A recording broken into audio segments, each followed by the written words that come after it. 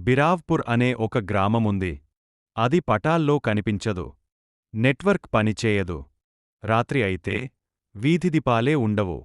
కాని సూర్యుడు అస్తమించగానే ఆ గ్రామంలో ఒక విచిత్రమైన దృశ్యం కనిపిస్తుంది. ప్రతి ఇంటి ముందు ఒక నూనె దీపం వెలుగుతుంది. ప్రతి ఇంటి ముందు.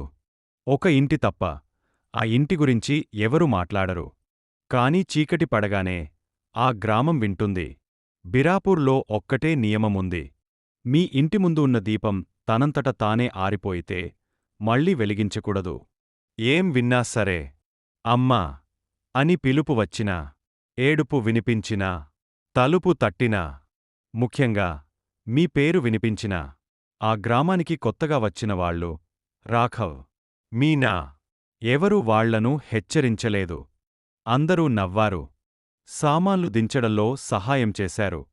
కాని సాయంత్రం అయ్యాక చూపులు తప్పించుకున్నారు.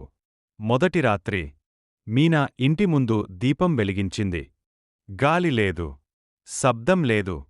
అప్పుడే దీపం ఆరిపోయింది. వింతగా ఉంది. గాలికూడా లేదు. అంది మీనా. మళ్ళీ వెలిగించడానికి వంగింది. అప్పుడే చీకటిలోంచి ఒక స్వరం, చాలా మృదుగా, చాలా అలసత్తో, వద్దు. ఆమె చేయి ఆగపోయింది. మరొక స్వరం, పిల్లది. అమ్మా, చలి వేస్తోంది. రాఘవ్ ఆమెనులాగా లోపలికి తీసుకెళ్లి తలుపు మూసేశాడు. అదే క్షణంలో తలుపు గోక్కడం మొదలైంది. చేతులతో కాదు, చెక్క తలుపుపై నెమ్మదిగా. ఒక్కో గీత, ఒక్కో వేలి శబ్దం. మీనా చెవులు మూసుకుంది.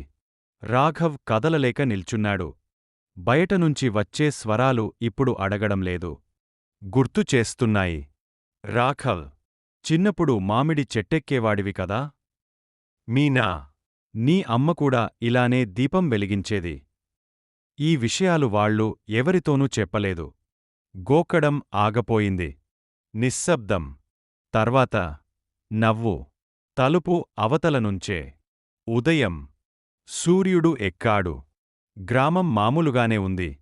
పిల్లలు ఆడుకుంటున్నారు. ఆవులు మేతమేస్తున్నాయి. మర్రిచెట్టు నీడ అలాగే ఉంది. రాఘవ్ బయటకు వచ్చాడు. దీపం అక్కడే ఉంది. పగలలేదు.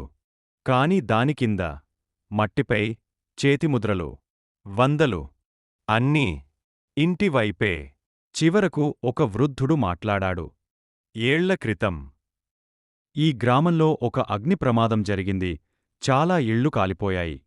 చాలామంది లోపలే చిక్కుకున్నారు. దీపాలు ఆరిపోయాయి. తలుపులు మూసే ఉన్నాయి. బయటివాళ్ళు తలుపులు తీయలేదు. కుటుంబమైనా సరే. ఇప్పుడు తలుపులు తట్టేవాళ్ళు అన్నాడు. అప్పుడే లోపలికి రానివాళ్ళు. మీనా అడిగింది. ఎవరైనా దీపం మళ్ళీ వెలిగస్తే? వృద్ధుడు ఆ చివరి ఇంటివైపు చూశాడు. ఆ ఇల్లు ఖాళీ అవుతుంది. ఏడవ రాత్రి. మీనా తన తండ్రి స్వరం విన్నది. స్పష్టంగా. ఏడుస్తూ. ఆమె తలుపు తెరిచింది. రాఘవ్ కేక వేశాడు. చాలా ఆలస్యం. ఇంటి ముందు దీపం తనంతట తానే భగ్గుమంది. ఆ రాత్రి తర్వాత గ్రామంలో ఏ శబ్దం లేదు. తలుపులు తట్టడం లేదు. ఏడుపు లేదు.